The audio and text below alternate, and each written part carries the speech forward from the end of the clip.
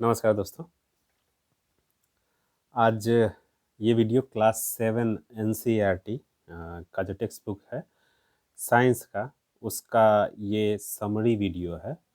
हो सकता है थोड़ा लंबा हो जाए क्योंकि इसमें थोड़ा सा ज़्यादा डेटा है, बट इस समरी वीडियो में मैं इसमें जो इम्पोर्टेंट चीज़ें हैं उसको मैंने येलो कलर में हाईलाइट कर रखा है और साथ ही साथ मैं स्क्रीन पर भी इसको चला रहा हूँ ताकि आप लोग अगर चाहें तो इसका एक ओवरऑल नोट्स बना करके आप इसको रिवाइज करने में भी इस्तेमाल कर सकते हैं।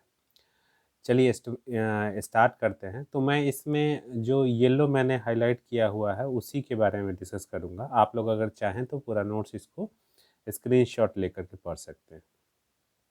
ठीक है, तो क्लास 7 में स्टार्ट करते हैं। राइजोबियम बैक्टीरियम जो होता है वो जो एटमॉस्फेरिक नाइट्रोजन जो होता है, वातावरण में जो उपलब्ध नाइट्रोजन होता है उसको ये कन्वर्ट करता है सॉल्यूबल फॉर्म में, मतलब कि घुलनशील फॉर्म में, और उसी को पौधे लेते हैं।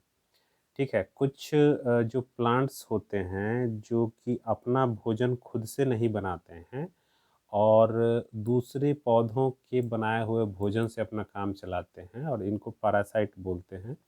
और ऐसे प्लांट्स को सेप्रोट्रॉप्स बोलते हैं। लत्तियां जो होती हैं पेड़ों के चारों ओर जो लिपट जाती हैं।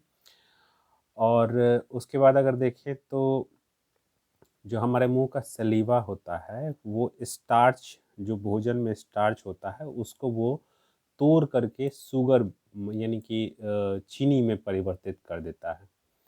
उसके बाद कार्बोहाइड्रेट अगर देखें तो कार्बोहाइड्रेट टूटने के बाद ये सिंपल शुगर, जैसा कि ग्लूकोज होता है, सिंपल शुगर में कार्बोहाइड्रेट टूटने के बाद जैसे कि फॉर एग्जांपल ग्लूकोज, जो फैट्स होते हैं, जो वसा होते हैं, वो फैटी एसिड और ग्लिसरॉल में, और प्रोटीन जो होते हैं वो एमिनो एसिड में कन्वर्ट हो जाते हैं टूटने के बाद। उसके बाद अगर हम डाइजेशन की बात करें तो कार्बोहाइड्रेट का डाइजेशन जैसे स्टार्च का डाइजेशन होता है बकल कैविटी, यानी कि जो हमारे खाने की नली होती है वहीं से उसका डाइजेशन स्टार्ट हो जाता है। प्रोटीन का डाइजेशन जो है वो पेट में होता है, स्टोमक में होता है। और जो बाइल एक जूस होता है, केमिकल होता है जिसको कि लीवर सेक्रेट करता है, उत्पन्न करता है। और पेनक्रियाटिक जूस जो पेनक्रियाज से निकलता है, या फिर जो डाइजेस्टिव जूस जो होते हैं, जो हमारी इंटेस्टाइन होती है, आंत होती है, उससे निकलता है जो रस, वो हमारे खाने को पचाने में मदद करता है। ठीक है, उसके बाद छोटी आंत में जब खाना पचाया जाता है, वो पचता है, तो उसी से वहाँ पे जो ब्लड वेसल्स होते हैं उससे उसका एब्जॉर्प्शन होता है ब्लड में और हमारे शरीर को ताकत मिलती है। ठीक है, मैंने जो भी यहाँ पे मेरा इंग्लिश में नोट्स है इसलिए मैंने उसको गूगल ट्रांसलेट में उसका हिंदी वर्जन भी नीचे दे रखा है, तो आप चाहें तो उसको भी स्क्रीनशॉट लेकर के हिंदी वाले लोग भी इसको इस्तेमाल कर सकते हैं। ठीक है, उसके बाद अगर देखें तो अमीबा जो फूड लेता है, खाना खाता है, उसके लिए ये फॉल्स फीट का इस्तेमाल करता है जो निकले हुए रहते हैं अमीबा के शरीर पे, और इसको स्यूडोपोडिया बोलते हैं। और ये फूड जो अमीबा का होता है ये फूड वैक्यूल में डाइजेस्ट होता है, पचता है, पाचन की प्रक्रिया होती है उसको। उसके बाद अगर देखें तो गोट्स मिल्क यानी कि बकरी का दूध जो होता है उसमें जो फैट होते हैं, जो वसा का प्रकार होता है, वो सिंपल होता है गाय के दूध की अपेक्षा में, सिंपलर होता है। इसके कारण कहा जाता है कि गोट का मिल्क यानी कि बकरी का दूध जो होता है वो बहुत आसानी से पच जाता है अगर इसको तुलना करें गाय के दूध से। महात्मा गांधी जी भी बकरी का दूध पीते थे। उसके बाद देखिएगा तो लामा और अल्पाका जो प्रजातियां हैं ये साउथ अमेरिका में यानी कि दक्षिणी अमेरिका में पाई जाती हैं, और ये जानवर होते हैं, पाले भी जाते हैं और इससे ऊन ऊन का उत्पादन होता है। उसके बाद कुछ हम भेड़ों का कुछ प्रजाति के बारे में देख लेते हैं। ठीक है, लोही है, लोही प्रजाति है, ये राजस्थान और पंजाब में पाई जाती है और इसमें अच्छी क्वालिटी का वूल होता है। रामपुर बुशैर है, ये उत्तर प्रदेश और हिमाचल प्रदेश में पाई जाती है। इसमें क्वालिटी जो होती है ऊन की, वो ब्राउन फ्लीस होती है, भूरा कलर का होता है। नली जो प्रजाति है वो राजस्थान, हरियाणा और पंजाब में पाई जाती है।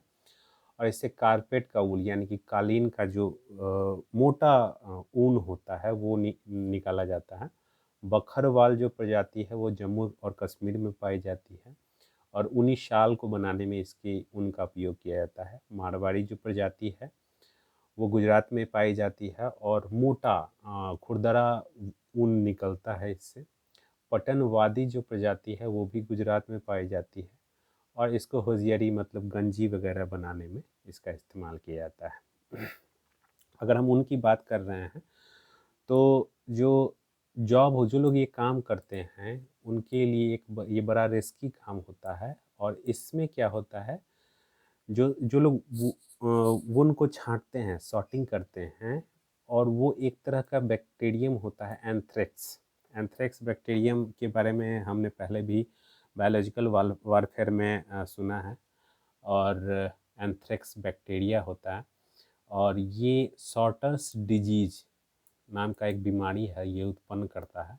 तो उनका जो काम करते हैं उनको ये रिस्क रहता है। उसके बाद देखें तो सिल्क मोथ है, इसको इग्नोर कर सकते हैं। चाइना है, सिल्क प्रोडक्शन में सबसे ऊपर है ये चाइना। ये चूँकि टेक्स्ट बुक का डेटा है तो ये पुराना भी हो सकता है, तो इसमें नया डेटा देख लीजिएगा। मलबरी का जो वैज्ञानिक नाम होता है वो मोडस अल्बा होता है और ये मलबरी सिल्क की एक वैरायटी है। ठीक ठीक है, सिल्क का कीड़ा होता है। ठीक है, इसमें हिंदी इसका रूपांतरण यहाँ पे है। उसके बाद अगर देखें तो शरीर का हमारा जो नॉर्मल तापमान होता है वो 37 डिग्री सेल्सियस होता है और नॉर्मली जो शरीर का तापमान होता है 35 डिग्री से नीचे नहीं जाता है और 42 डिग्री सेल्सियस से ऊपर नहीं जाता है। जो लेबोरेटरी यानी प्रयोगशाला में जो थर्मामीटर इस्तेमाल किया जाता है उसका रेंज -10 डिग्री सेल्सियस से 110 डिग्री सेल्सियस होता है।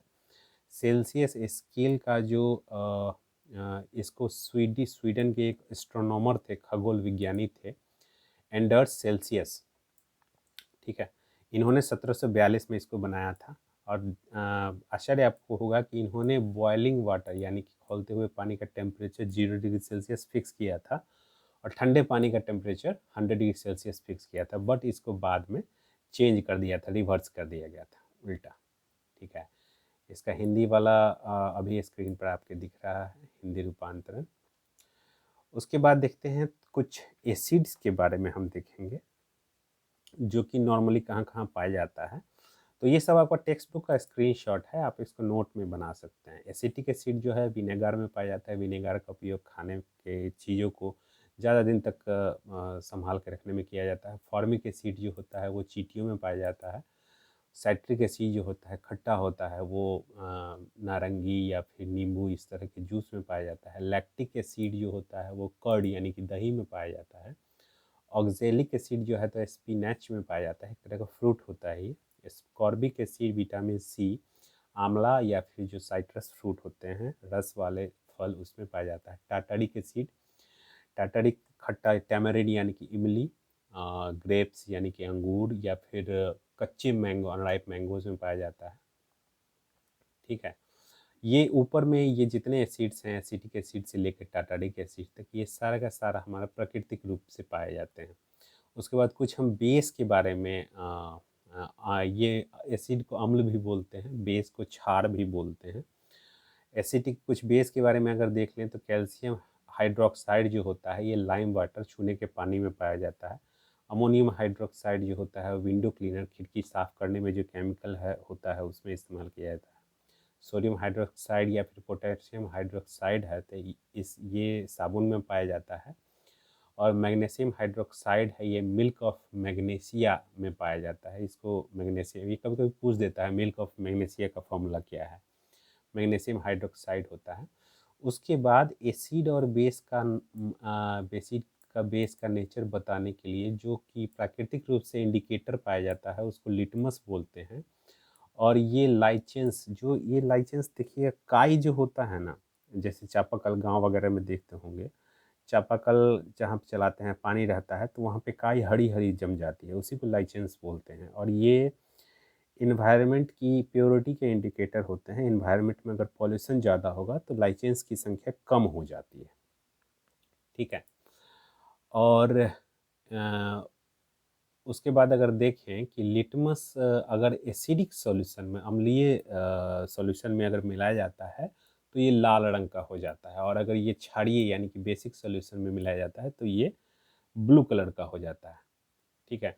उसके बाद अगर चाइना रोज़ की अगर हम बात करें, ये भी एक तरह का इंडिकेटर है, और ये एसिडिक सॉल्यूशन, अम्लीय सॉल्यूशन को डार्क पिंक मतलब गहरा गुलाबी, मैजेंटा भी बोलते हैं इसको, और बेसिक सॉल्यूशन को ग्रीन यानी कि हरा में चेंज कर देता है।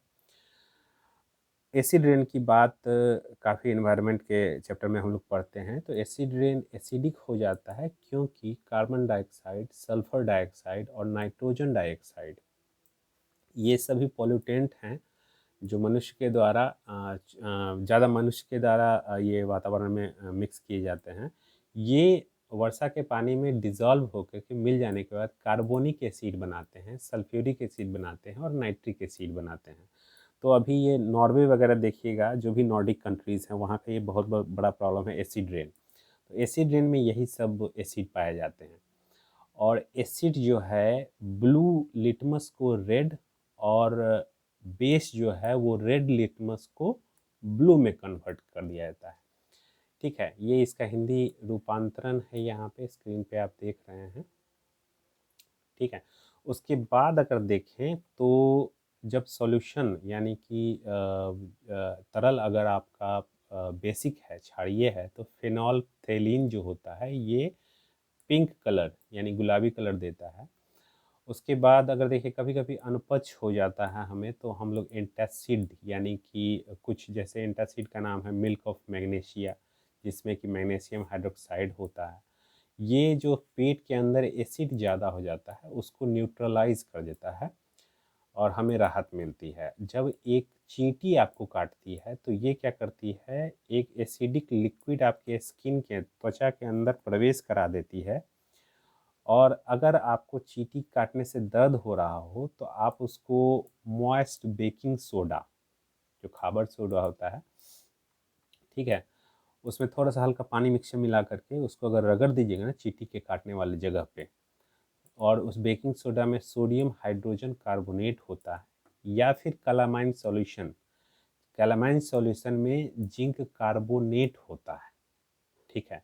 ये सारा एक मतलब एक क्वेश्चन की तरह पूछा जा सकता है, कैलामाइन सॉल्यूशन जिंक कार्बोनेट को में किस में होता है, तो उसका ऑप्शन दे सकता है कैलामाइन सॉल्यूशन या कुछ और। तो सबका आंसर है, तो इसको आपको बेसिक है, बहुत बेसिक है, बट आपको हेल्प करेगा, बहुत हेल्प करेगा साइंस को कवर करने में। सिर्फ पीटी ही नहीं, आपको मेंस में भी हेल्प करेगा।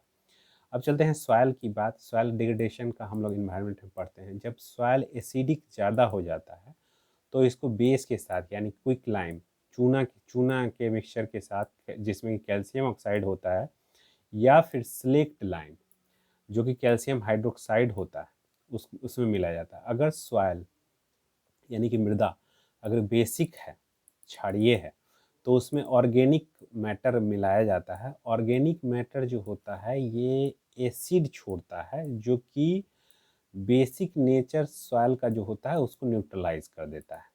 ठीक है। हमारे शरीर में प्रत्येक सेल में एसिड होता है जो कि डीएनए के रूप में होता है, डाई डी डीऑक्सी राइबो न्यूक्लिक एसिड।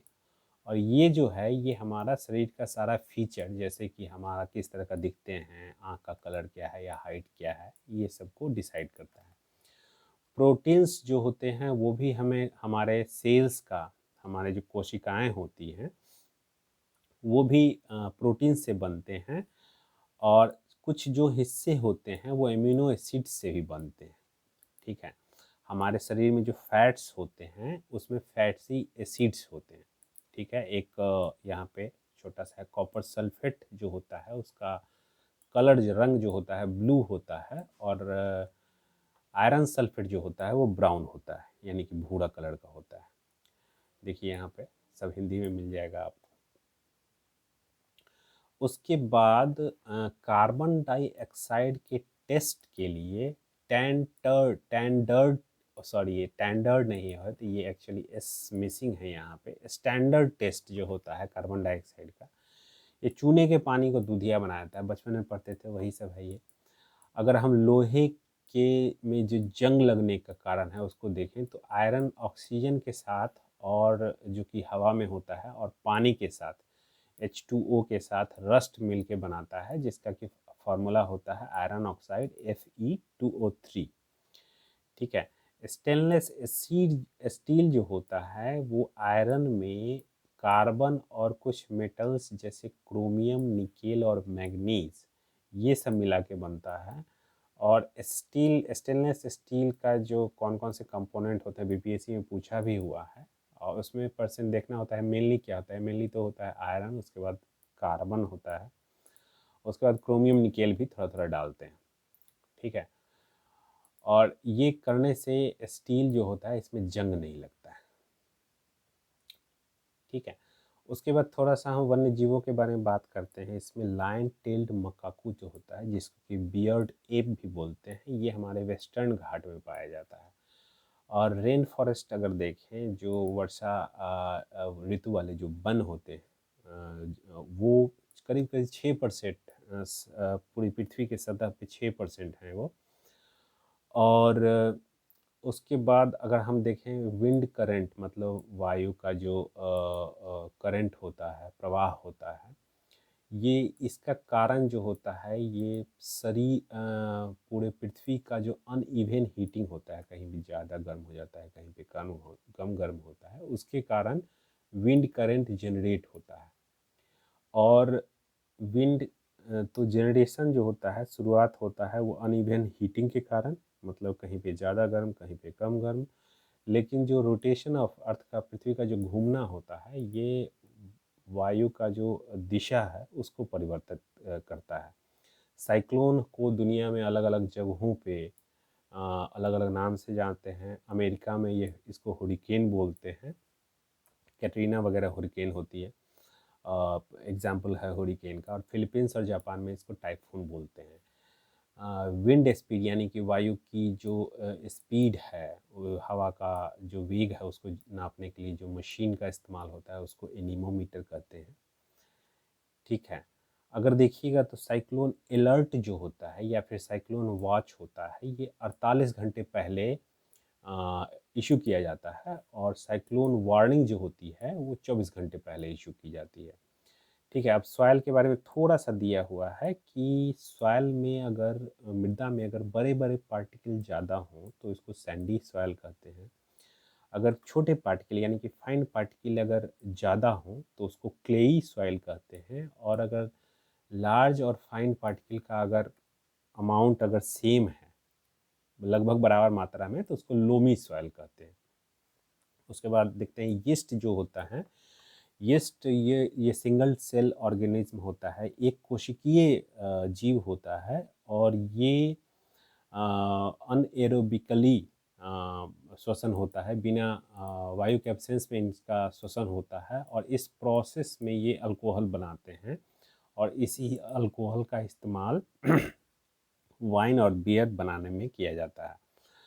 जब हम एकाएक पहला दिन जब खेलने जाते हैं फील्ड में, तो मसल्स जो होते हैं, मांसपेशियां होती हैं, वो उसमें दर्द हो जाता है। ये दर्द इस कारण होता है कि इसमें जो ग्लूकोज जो हमारे शरीर में होता है, उसका अगर पार्शियल ब्रेकडाउन, मतलब पूरी तरह से अगर नहीं टूटता है शुगर में, तो वो लैक्टिक एसिड बनाता है। और ये लैक्टिक एसिड जो हमारी कोशिकाओं में, ये मसल्स में, मांसपेशियों में अगर जम जाता है, रुक जाता है, तो इसके कारण हमें दर्द होता है। उसके बाद देखते हैं कि ये हिंदी वाला एक स्क्रीनशॉट ले सकते हैं आप। उसके बाद देखते हैं कि अगर हवा का जो श्वास हम लेते हैं उसमें ऑक्सीजन और कार्बन डाइऑक्साइड का लिया गया मात्रा और छोड़ा गया मात्रा अगर देखें, तो लिए गए मात्रा में 21% ऑक्सीजन होता है और 0.04% कार्बन डाइऑक्साइड होता है, जबकि छोड़े गए हवा में 16.4% ऑक्सीजन होता है और 4.4% कार्बन डाइऑक्साइड होता है।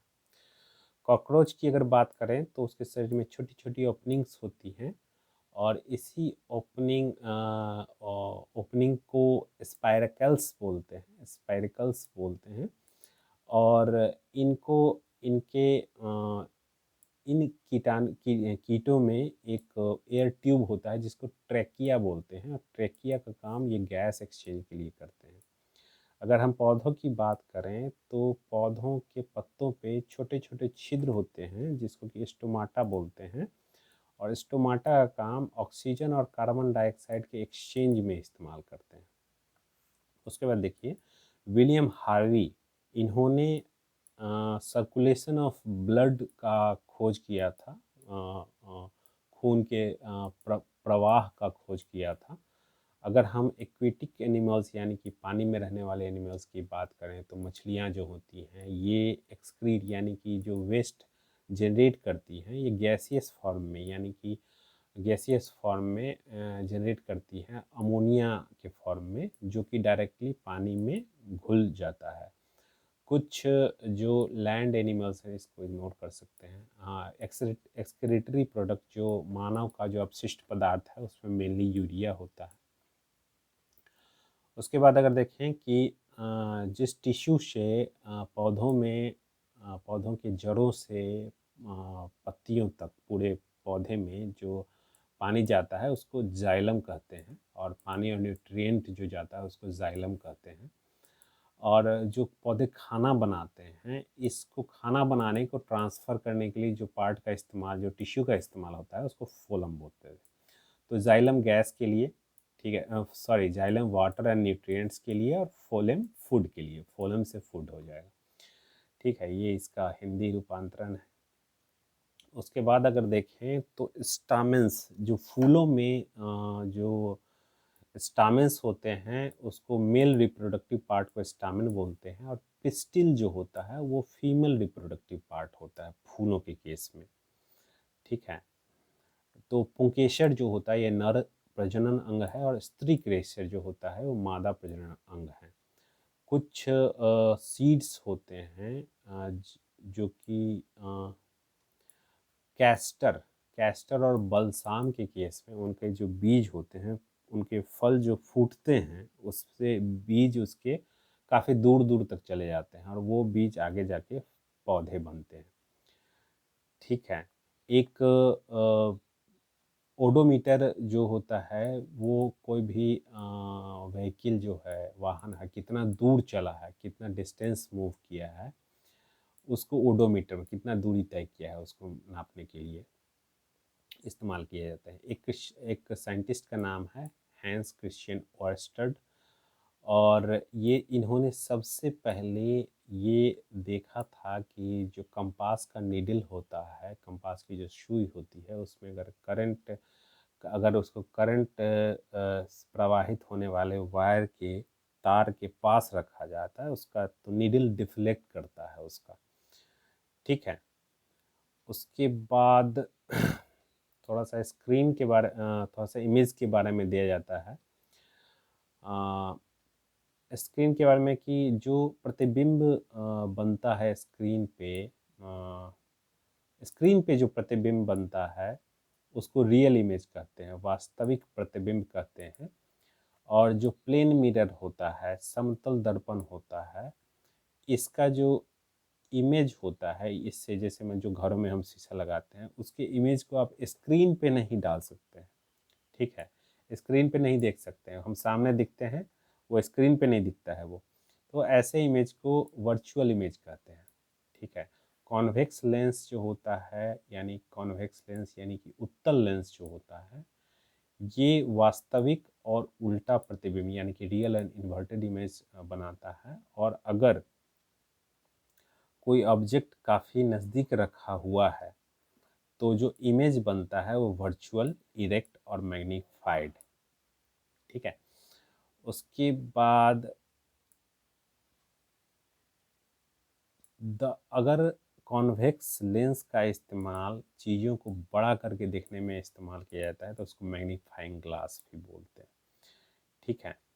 कॉनकेव लेंस की अगर हम बात करें, अवतल लेंस की बात करें, तो हमेशा उससे सीधा वर्चुअल मतलब आभासी और स्मॉल यानी कि छोटा प्रतिबिंब बनता है। ठीक है। इसमें यूनाइटेड नेशंस का जो रिकमेंडेशन है, प्रति व्यक्ति वो ड्रिंकिंग पीने, वॉशिंग धोने और कुकिंग खाना बनाने के लिए और प्रॉपर हाइजीन मेंटेन करने के लिए कम से कम 50 लीटर पानी प्रतिदिन चाहिए। ठीक है। उसके बाद कुछ कुछ तो है, बट एक इसमें इम्पॉर्टेंट है, वर्ल्ड वाटर डे, ये 22 मार्च को मनाया जाता है। ठीक है। ये हमारा क्लास 7 का पूरा साइंस का समरी था। आप लोग इसको ज़रूर रिवाइज कीजिए और आपको बहुत फ़ायदा करेगा। बहुत बहुत धन्यवाद। Thank you.